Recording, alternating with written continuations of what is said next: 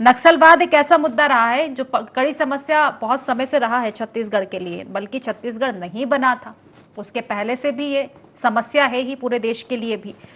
सियासत लेकिन इस पर बखूबी देखने को मिली है समय समय पर। अब कार्रवाइयां की जा रही है, डेडलाइन जो बताई गई थी, मुझे लगता है कि अब उसके पास कहीं ना कहीं पहुंचने की पूरी तैयारी है। जिस तरह से कार्रवाइयां हो रही है, दौरा है, माना जा रहा है कि और भी अब बूस्ट किया जाएगा, सुरक्षा बलों को बूस्ट किया जाएगा, नई रणनीति भी हो सकती है, लेकिन इस पर सियासत भी देखने को मिल रही है। क्या मायने देख पा रहे हैं आप इन सब चीजों के?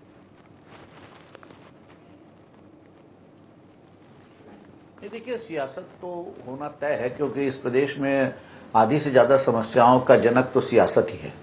अब देखिए, अमित शाह का दौरा बहुत महत्वपूर्ण इस उद्देश्य से भी, इस लिहाज से भी है कि यहाँ पर जो है नेशनल फॉरेंसिक यूनिवर्सिटी की जो है जो एक चैप्टर यहाँ खुलने जा रहा है नया रायपुर में, ये एक बड़ी उपलब्धि है छत्तीसगढ़ के लिए। दूसरी महत्वपूर्ण बात यह है कि जब गृह मंत्री खुद, ये पहला दौरा नहीं है, मैं नहीं समझता हूं कि छत्तीसगढ़ बनने के बाद कभी किसी केंद्रीय मंत्री ने इतने बार जो है छत्तीसगढ़ का दौरा किया होगा जितना अमित शाह ने किया है।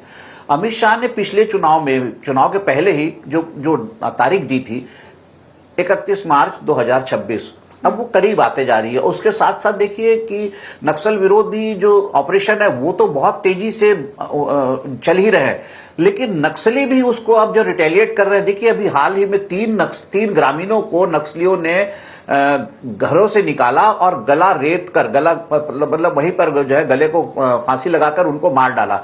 ये दहशत फैलाने का नक्सलियों का आखिरी और अंतिम प्रयास है। इसको कह सकते हो आप कि हताशा और निराशा के दौर में वो अपने अस्तित्व को बचाने के लिए आखिरी लड़ाई लड़ रहे हैं। ये एक बहुत बड़ी सफलता है छत्तीसगढ़ फोर्स की कि नक्सलियों को उन्होंने बैकफुट पर ला दिया। और आपने सही कहा कि जब मध्य प्रदेश में, जब छत्तीसगढ़ का अस्तित्व नहीं था, जब वो मध्य प्रदेश में था, तब भी नक्सलवाद यहां था। और उस समय तो मध्य प्रदेश जब था, उस समय मध्य प्रदेश के परिवहन मंत्री लिखीराम कावरे को उनके गृह ग्राम बालाघाट के गांव से निकालकर नक्सलियों ने मार डाला था। तो जब मंत्री को, सिटिंग मिनिस्टर को जब उस समय मार सकते थे, उस समय सरगुजा भी पूरा नक्सल क्षेत्र में, नक्सल प्रभाव में था।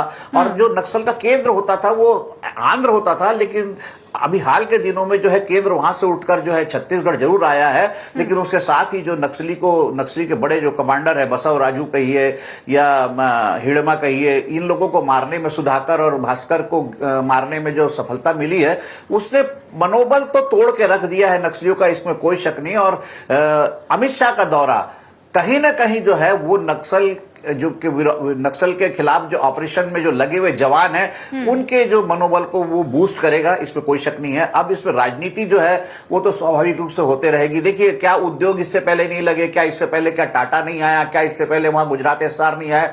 अरे वहां तो रेल लाइन, जो बस्तर की एकमात्र रेल लाइन है जो विशाखापट्टनम तक है, वो तो अंग्रेजों के जमाने में बिछी थी और वो लोग अयस्क को ले जाने के लिए बिछी थी। तो क्या वहां पे पहले उद्योग नहीं थे? या पहले वहां खनन नहीं हुआ था?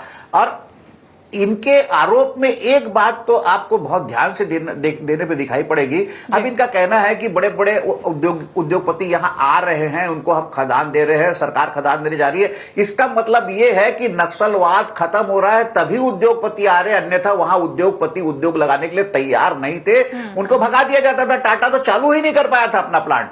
तो ये भी इस बात का संकेत है कि वहां नक्सलवाद की जो है जड़ें खत्म हो रही है।